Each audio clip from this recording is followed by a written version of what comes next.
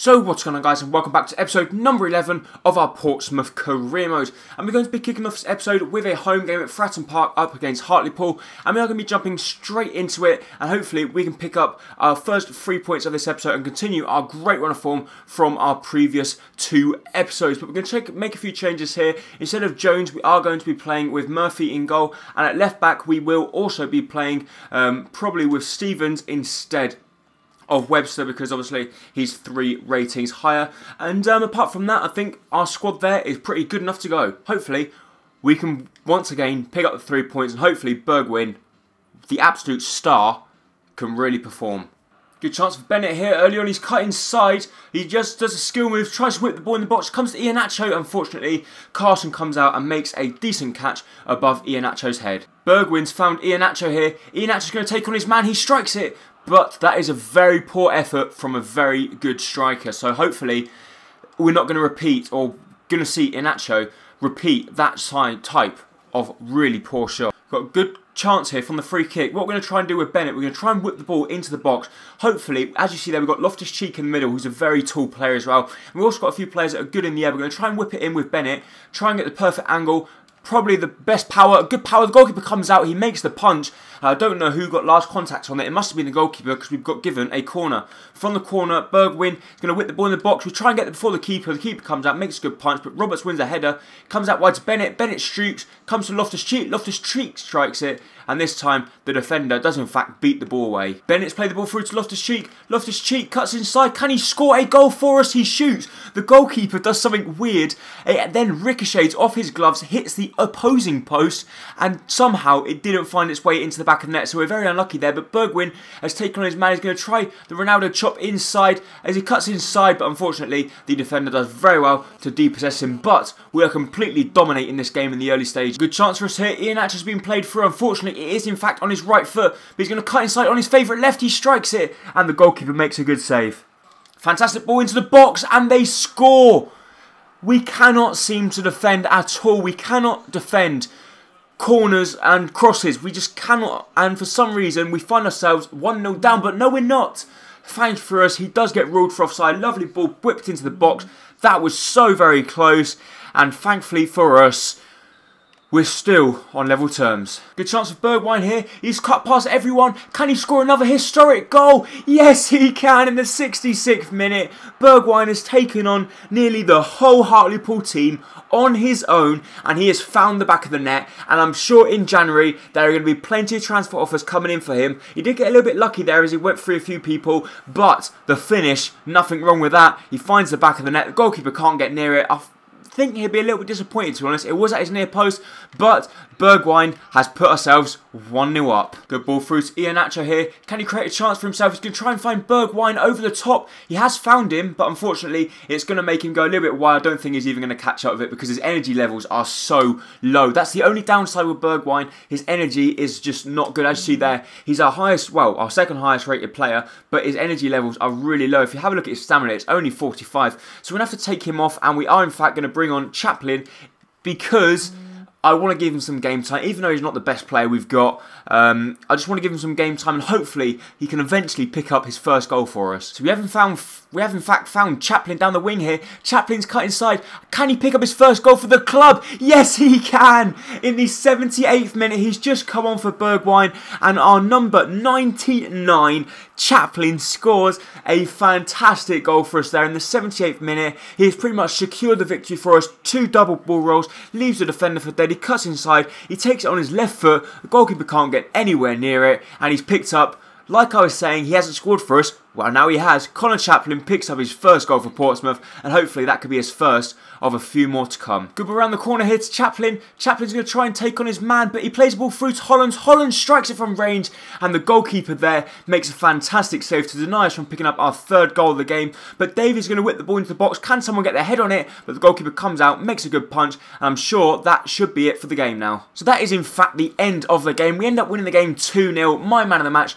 does in fact go to Burgess. Like it says on the screen, he did play very well in that game. Very surprisingly, to be honest, because he doesn't normally play very well. And I'm maybe looking at swapping him out in January and trying to bring in a younger and higher potential centre-back. I also the main people I want to bring in this squad is obviously a right back and left back, a goalkeeper, a centre back, and maybe another striker, because obviously we've only got Villa Libre on loan. And maybe a right mid as well. So we do need to bring in quite a few more people, but I'm still happy with how the squad is performing at this moment in time. So as you can see here, we have got the risk of losing 6 players, but the problem is our wage budget. We just have not got any wages whatsoever, so unfortunately I'm not sure how we're going to work this out, because we obviously need to offer new contracts to everyone that we want to keep at the club, and look how many there are hundreds of them, and if we're not careful we might lose nearly all of them. So we're going to have to request some funds. So as you see, we've only got €9 left in the wage budget and 31,000 in the transfer budget.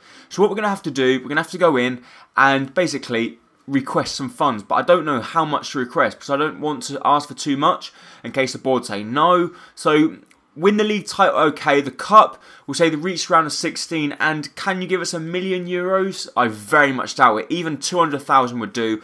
Anything to give us a little bit more wages to obviously go ahead and offer contracts to a few different people. But we have now got a game up against Cambridge. We are going to jump straight into the second game of this episode, and hopefully we can continue our great run of form and win the game. But fitness levels are quite low, so especially Bergwijn. So unfortunately, he will be starting the game, but he might not finish it again. Good chance for Cambridge here in the early stage of the game, and they hit the underside of the crossbar, and we thankfully get the ball clear of Roberts, and we're going to try and launch counter-attack of our own, but we do nearly find ourselves embarrassed there in the early stage of the game because Cambridge are currently near the bottom of the table. So if we go ahead and lose to Cambridge, it'll be a bad result, but we're going to try and play the ball through to Bergwijn. Can he get there? But the goalkeeper this time does come out and does very well to get there just before Bergwijn, because if he got there, I could bag my money on that he was definitely going to find the back of the net. Bergwijn's cut through a lot of people here. He's tried to play through Iheanacho, and unfortunately his pass isn't the best. And I think sometimes when we got the ball with Bergwijn, I don't want to be too greedy because he's scoring all the goals.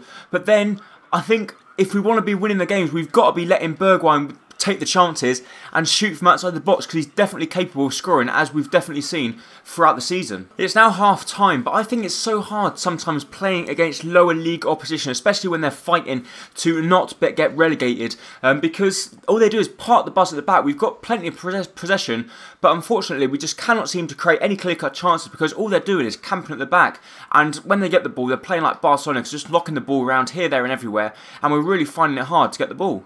A good ball's been played through to Bergwijn here. Can he find the back of the net? Unfortunately, the centre defensive mid comes back to help his centre-backs out there, and they do get let off the hook there, Cambridge, because Bergwijn, if he got through that challenge, he would have been through on goal, but Loftus-Cheek's got a good chance. He strikes it. The save from the goalkeeper. Bergwijn tries to win the header. Unfortunately, he can't. We win the header with our left back. We strike it from range, and it just goes wide of the post, and unfortunately, we cannot seem to break that deadlock. Good chance for Bergwijn here. He's been played through, but once again, he's been caught out, and, well, he doesn't, for some reason, he's not really performing in this game, but we've got a good chance here. We're going to play the ball to Loftus-Cheek. Loftus-Cheek's going to try the fake shot round his man, which he has done. He's going to strike it from range. We get the deflection, and it just goes wide of the post, so the ball just will not go in. But we're going to take the short corner here. It's going to come out to Hollands. Hollands going to strike it from range. He does strike it. It comes to Iheanacho. Iheanacho strikes it. And this time the goalkeeper does make the save. And we get another corner. Cambridge have got a good chance. They've got plenty of men coming forward. Even though they're on defensive, they cut inside. They make the shot. Thankfully for us, it's a comfortable save for our goalkeeper. We're going to throw the ball out. It's going to come to Hollands. We're going to try and launch counter-attack of our own here. We play the ball to Roberts. Roberts out wide to Hollands again. You can see him. Hollands is going to try and find the ball back to Roberts. Can Roberts get there? Unfortunately not. And I think now, unless we get a last chance, that could be it for the game. Iheanacho's been played through. Iheanacho's on the ball. Can he cut inside on his left foot? He's cut inside. He tries to shot into the back far corner. And once again, the defenders for Cambridge United do it once again, throwing their bodies in front of the line. And we just cannot seem to get the goal. But we're going to whip the ball in the box. Bergwijn, can we score a goal from a corner? We head it, and it just goes over the bar. And that now surely is going to wrap up the game. Cambridge here, if they play the ball to the far post, they're surely going to be in, and we could in fact lose the game here, and we've lost the game. In the 90th minute, we have in fact lost the game away from home against Cambridge, who are, I think, third from bottom, and we go ahead and lose because some sloppy defending. Burgess has had an absolute shocker of a game. He cannot catch up. He's just too slow, and unfortunately, we find ourselves 1-0 down in the 90th minute, and that looks like we're going to lose the game now. And in fact we have. So we've lost the game 1-0 away from home against Cambridge. The snowy conditions really didn't favour us. Awful game all round. Burgers, an absolutely awful game. My man of the match, well, who do I give it to? Loftus-Cheek, he played alright. But apart from that, no one else really played well. And in fact, we didn't really deserve the victory, but we definitely didn't deserve to lose. So some good news there. We have in fact been given €360,000 from the board, which is great to see. So now we're going to go ahead and offer some contracts to a few new people. Christian Burgers did in fact pick up an injury in that game and he's out for 5 days, so he's not going to be out for too long. And now we're going to go ahead and offer some contracts to some star people. So we're going to go ahead and offer a contract to Connor Chaplin. He only wants a €200 I should say, increase. So we're going to go ahead and give that to him. But before that, we have to adjust our wage budget. And once we adjust that, we will offer some contracts to a few people. Obviously, we can't offer some contracts to some of them because obviously they've got to go through a different stage because they're like approaching retirement, etc. So some of them don't really want to pen down another deal. For example, Davies. So what we're going to do, go ahead and offer one to Chaplin. Because he doesn't want that much of an increase, so we go ahead and offer him that. He will be a sporadic first team player, even though he's probably not going to get much game time at all. Base, never used him, so I think we'll let him go. Dunn, I think we will offer a contract to. Hollands, we definitely will. He's currently on 5,000 and he wants a 1,000 increase, so he wants quite a big increase. We are going to give him an important first team player and he has to have a 2-year deal if he's going to come in. Murphy, our goalkeeper, also wants a deal. He also wants a 1,000 increase. He's going to have a 2-year increase if he wants to stay, and he'll be a crucial first team player. Nielsen, not really, don't want to keep any of these to be honest. Toilet was not too bad when we had him, so we will go ahead and offer him the exact same deal because we really do not want to be wasting our money signing people that we're really not going to be using. Hornstrud, so Chaplin's okay. Evans, I think we probably should go ahead and go for. We're not going to increase his contract at this moment in time. Hopefully he will accept. If not, we might have to reconsider and maybe up it just a little bit. We will up this guy's contract a little bit, even though I'm not that keen on him. He hasn't played too many games for us, but he's not the worst player in the world. And hopefully, if he does decide to sign, then obviously he will get a few game time. Barton as well. He's a 65 rated centre midfielder, and he's actually higher rated than Hollands. So I don't really know why he's sitting on the bench. When he's played for us, he's played very well. Actually, though, Danny Hollands accepted his contract, as does Connor Chaplin. Evans, in fact, said he doesn't because his wage demands haven't been met. Doyle's wage demands haven't been met, and his wage demands haven't been met. So they all want a lot of money. So now we're going to move into our third and final game of the episode, which is going to be at home at Fratton Park up against Oxford. So it's going to be a very difficult game. We're currently sitting in 2nd place. Oxford are currently sitting in 4th place. So the squad we're going to go with pretty much going to be exactly the same, apart from Webster is going to be coming in instead of Burgers because I want that little bit more pace at the back, and hopefully Webster can provide me with that. Good chance for Oxford here. They played the ball out wide to Ruffles. Ruffles is going to get there before everyone else. He whips the ball in the box, and thanks for us, Clark is in the right place at the right time, and we do in fact manage to get the ball clear, and we play the ball to Bergwijn, well, when Iheanacho suddenly decides to pass the ball. Another good chance for Oxford here. They're going to cut through. They're going to try and play the ball back. They shoot from tight range and they hit the post. And we managed to get the ball clear through Bergwijn to Iheanacho. Iheanacho's going to try and take on his man, which he has done with the ball roll. And Iheanacho, for some reason, even though he's got good pace stats, he doesn't seem to have that good acceleration to sprint away from the defenders. Another good chance for Oxford here. Hoban's picked up the ball here on the wing. He's played the ball back inside to Hoban. Hoban's still got it. And thankfully for us, their touch is diabolical. And we do in fact get gifted a goal kick. Good ball through to Bergwijn here. Can he create the chance for us? He's cut inside. He's going to strike it from range. And he strikes it. And it's a very comfortable save for the Oxford keeper there.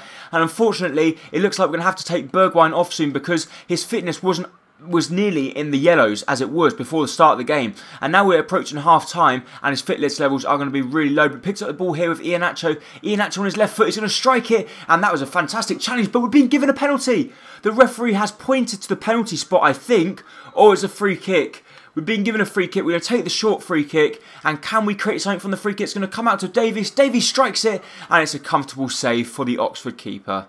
A mistake here from the Oxford defenders. They've gifted the ball to Bergwijn. He strikes it, but they do in fact get the block on it. And this is just deja vu from the previous game against Cambridge, where we were getting chances, but we couldn't score. But we whipped the ball in the box. The keeper comes out a long way. It comes out wide to Hollands. Hollands going to strike it from range. He strikes it, and he hits the crossbar. This is just ridiculous. And they've scored. They've scored from a header that is pretty much gone straight underneath our goalkeeper, and Murphy is lying on the floor like a complete knob, and for some reason he's let that ball slip through his grasp and into the back of the net. They win the header from close range, it comes down, it goes straight at Murphy's body. All he has to do is clutch down, pick up the ball, he dives backwards and puts the ball basically into the back of his own net, and now we find ourselves 1-0 down after completely dominating the game. So now it's a big call from us. We're going to take our star man Bergwijn off basically because of fitness issues. Ambrose is going to come on. Villalibre is going to come on instead of Roberts. And Villalibre is going to go up top. Iheanacho can come back to Cam. And on right wing, we are going to bring on the youngster, Torres, to hopefully try and create something.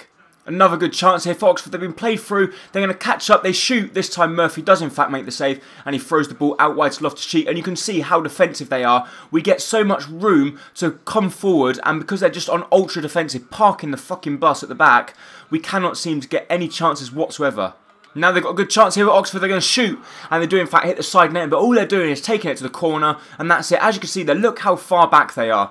And that's it, they're through now. They're going to make it 2-0. Roberts is through, one-on-one with Murphy. He strikes it and he does in fact put the ball wide, but that's it for the game. We end up losing the game 1-0 through some awful defending by Murphy. And I'm telling you now, he's getting dropped for the next game. My man of the match, well, it's got to go to Loftus-Cheek again.